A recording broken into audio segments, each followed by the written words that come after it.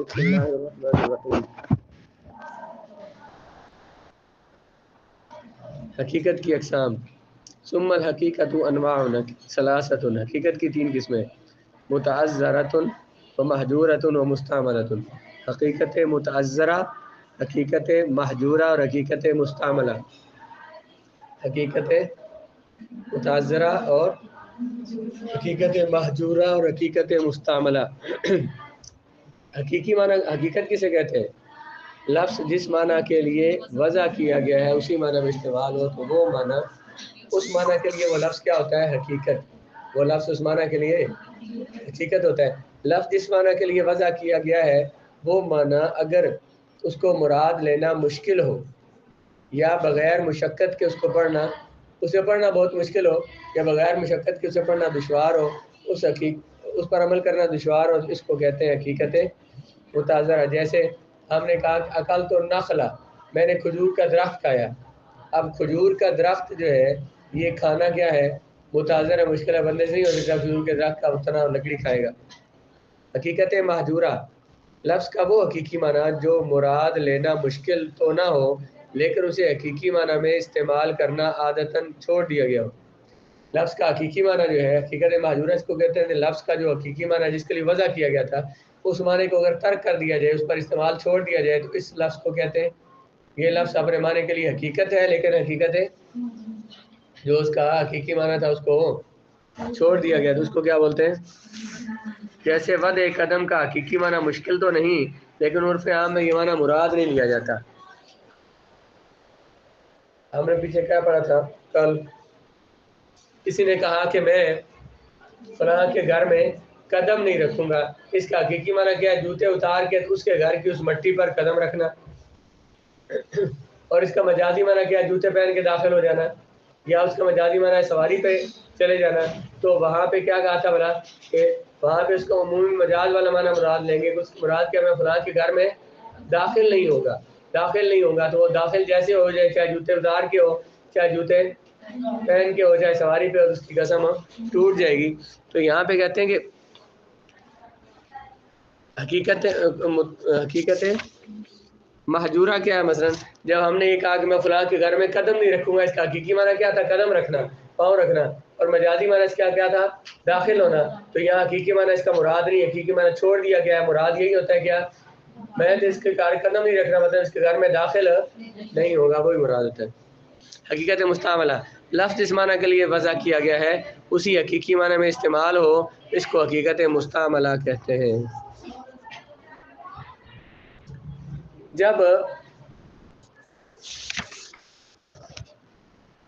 دیکھیں ثم الحقیقت و انواع، حقیقت کی مختلف اقسام ہیں، تین اقسام ہیں، متعذرہ، محجورہ، مستعملہ۔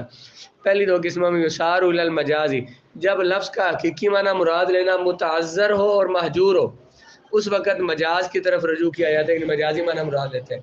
جب لفظ کا حقیقی معنی ایسا ہو یا تو اس پر عمل کرنا مشکل ہو یا اس پر عمل کرنا چھوڑ دیا گیا ہو، اب کیا کریں گے اس کے؟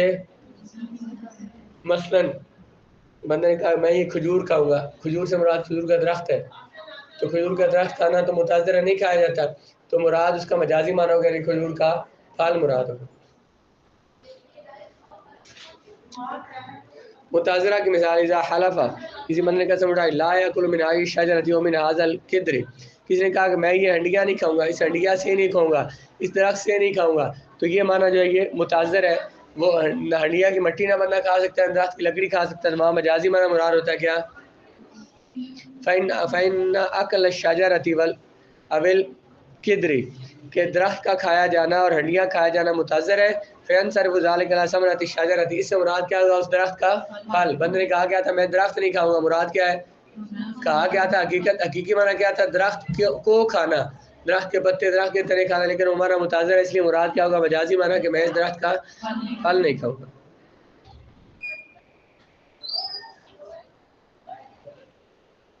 اور جب بندے نے کہا کہ میں یہ ہنڈیا نہیں کھاؤں گا تو مراد کیا ہوگا؟ ما یحل فی القدر، جو ہنڈیا میں آتا ہے وہ مراد ہے۔ حتیٰ کہ اگر وہ درخت پہلی صورت میں اس نے کہا کہ میں درخت نہیں کھاؤں گا، مراد کیا ہے؟ درخت کا پھل۔ اگر وہ درخت کا پتا اتنے کھا گیا اس کی قسم نہیں ٹوٹے گی۔ کہا کہتا ہے میں یہ ہنڈیا نہیں کھاؤں گا، تو ہنڈیا مراد کیا تھا؟ بولا مجازی معنی ہڈیاں کے اندر جو ہے وہ نہیں کھاؤں گا. اگر ہڈیاں وہ کھا گیا تو قسم اس کی نہیں ٹوٹے گی، کیونکہ مجازی معنی یہاں مراد نہیں تھا، حقیقی معنی مراد نہیں تھا. حقیقی معنی تو متعذر جو ہے چھوڑ دیا گیا ہے، تو مراد ہی کیا تھا؟ مجازی معنی. جب اس نے کہا کہ میں یہ ہنڈیاں نہیں کھاؤں گا تو مراد اس سے کیا تھی؟ ہنڈیاں کا اندر جو پکا وہ نہیں کھاؤں گا. اب اس نے ہنڈیاں کھا بھی لی تو اس کی قسم نہیں ٹوٹے گی، کیونکہ حقیقی معنی یہاں مراد تھا ہی نہیں. آگے والا حاضہ کلنا کہتے ہیں کہ اگر اس نے کھا لیا درخت سے یا ہنڈیا سے بنوی تکلف کر کے مشکل اٹھا کے دہانس نہیں ہوگا. والا حاضہ کلنا اذا خلف فلا یشرب من هذه الثمر بئر ينصرف ذلك الى الاغراف حتى لو فرضنا انه لو كان بنوی تکلف لا يحنس بالاتفاق.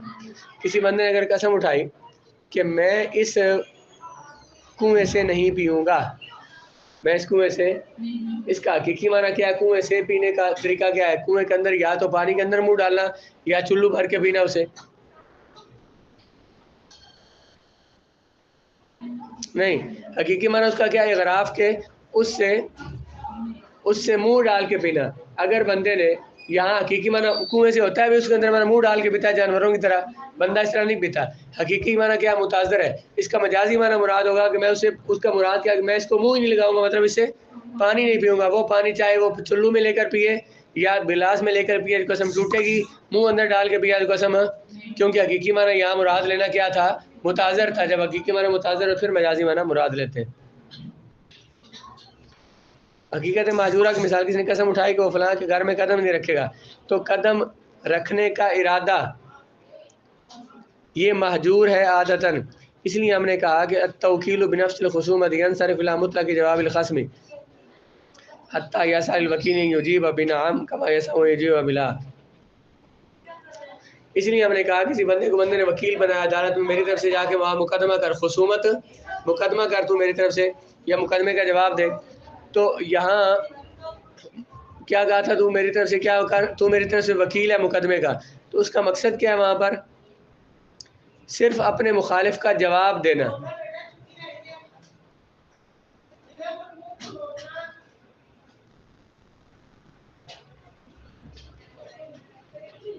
اسے کس لیے بھیجا ہے کہ تجھے عدالت میں وکیل بنا کے بھیجا ہے، تو تو میرا وکیل ہے، مطلب کہ تو نے وہاں پہ کیا کرنا ہے؟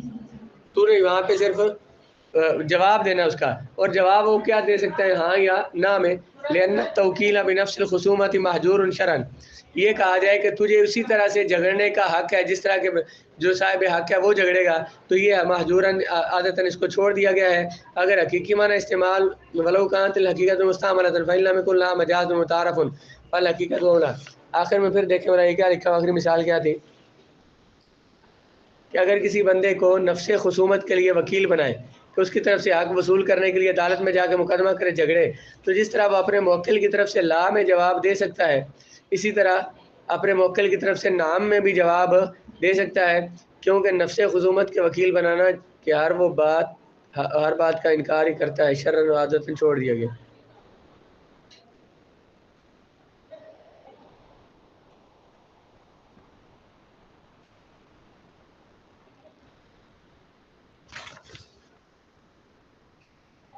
چلیں اس مثال کو نا دوبارہ دیکھیں گے، آگے یہ مل رہی ہے اس کے ساتھ، یہاں سے یہ باقی اس میں ہو گئی ہے اس کو.